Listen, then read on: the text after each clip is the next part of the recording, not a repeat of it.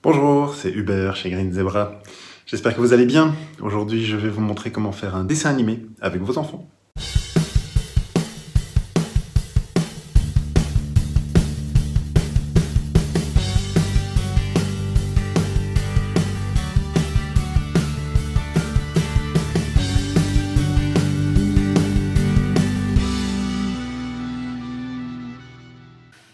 Alors voilà, dans cette présentation, je vais vous expliquer un petit peu comment faire pour faire un dessin animé avec vos enfants. C'est une activité qui est très très sympa à faire.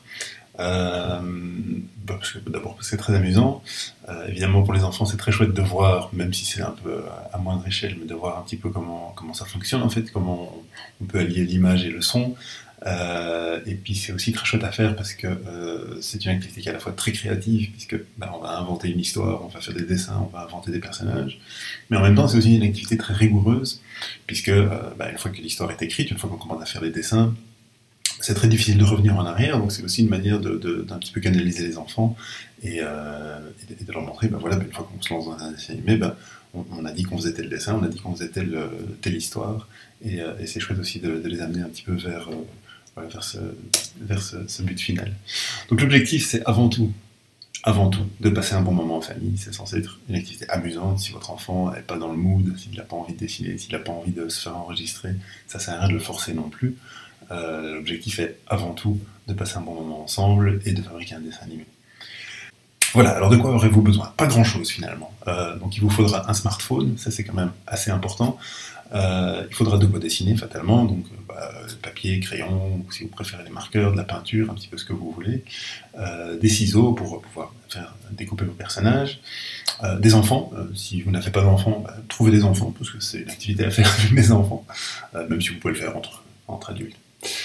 Si vous êtes musicien, votre instrument de musique, parce que vous pouvez aussi accompagner votre dessin animé avec une petite musique que vous faites vous-même, c'est toujours sympa. Et alors il faudra évidemment un ordinateur pour faire le montage vidéo à la fin, pour assembler tous les éléments. Personnellement j'utilise iMovie sur un Mac, il existe aussi des solutions pour PC.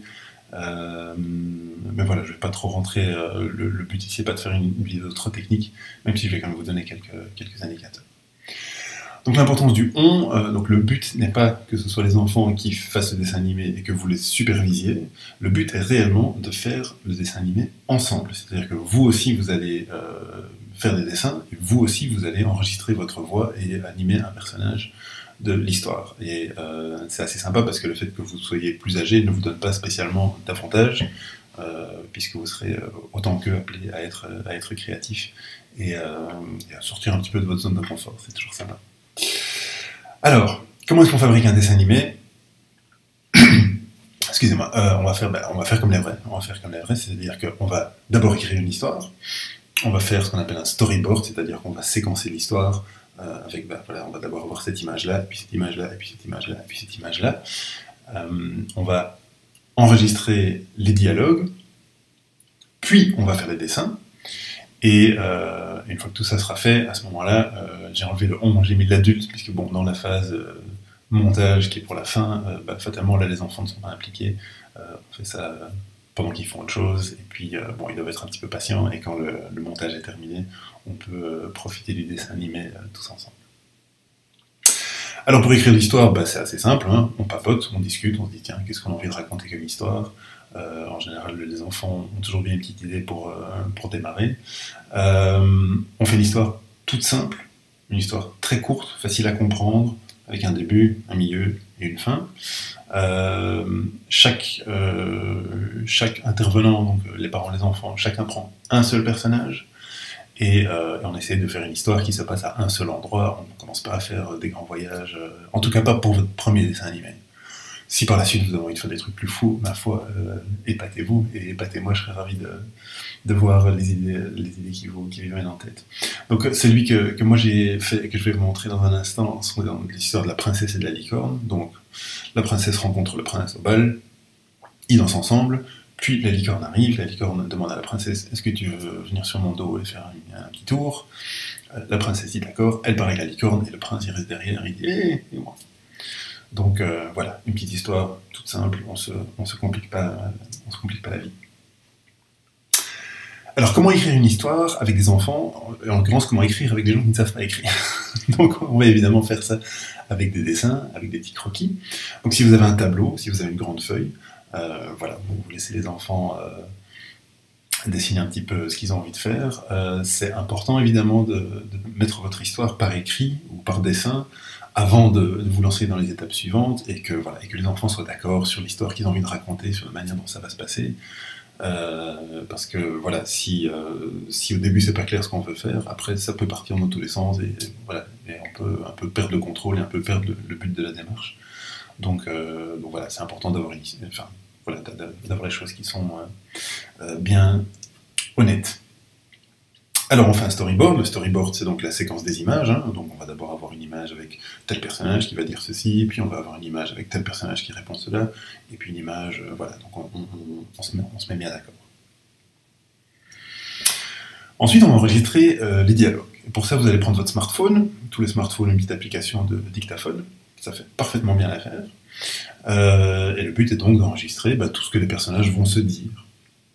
Donc chaque enfant, chaque adulte va interpréter son personnage, et voilà, devant le téléphone, tout simplement, avec l'intonation qu'il faut. Donc il faut avoir un petit peu d'imagination, puisqu'on n'a pas encore beaucoup d'éléments visuels. Il faut savoir évidemment que quand vous enregistrez avec votre dictaphone, par la suite au montage, on peut couper l'excédent.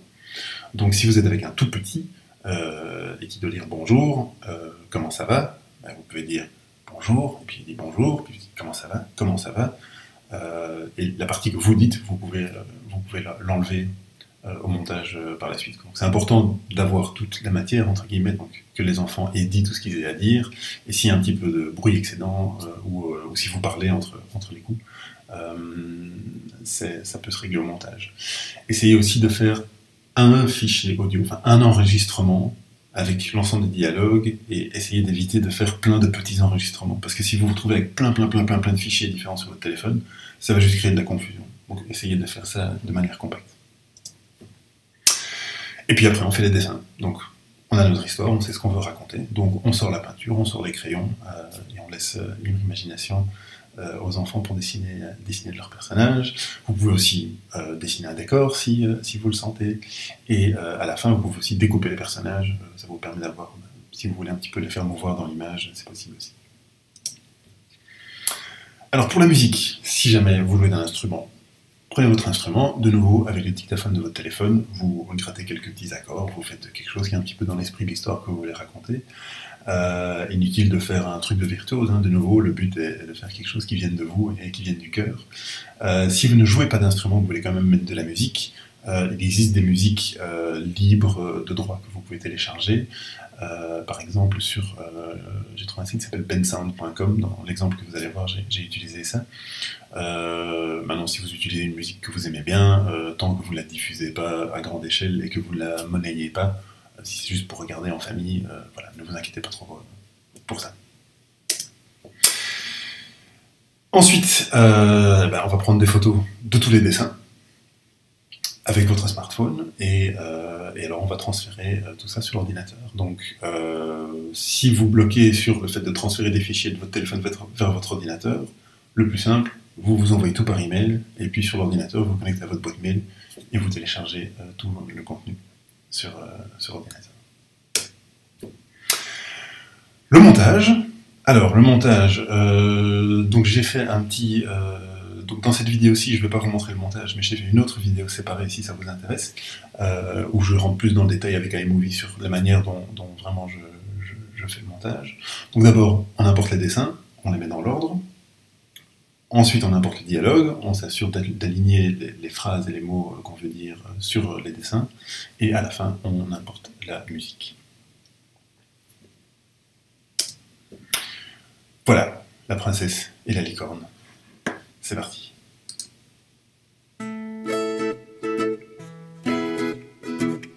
Bonjour. Charmé. Merci.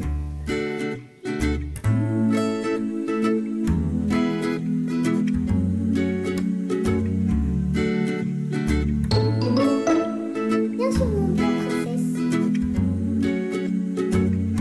D'accord.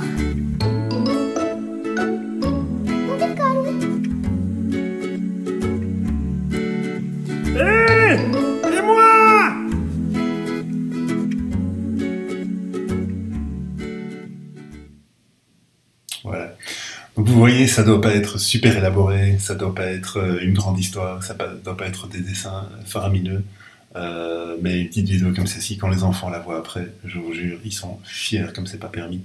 Et donc, voilà, c'est vraiment une super chouette activité que je recommande grandement. Donc voilà, quand c'est fini, si vous voulez facilement avoir accès un petit peu de n'importe où, le plus simple, ça reste toujours de le mettre sur YouTube en lien privé. Et voilà, comme ça, vous pouvez le regarder ailleurs que sur l'ordinateur et partager éventuellement avec vos proches. Donc voilà, écoutez, j'espère que c'est une petite activité qui peut vous inspirer, j'espère que vous ferez de belles choses et il ne me reste plus qu'à vous souhaiter une très bonne journée. Au revoir.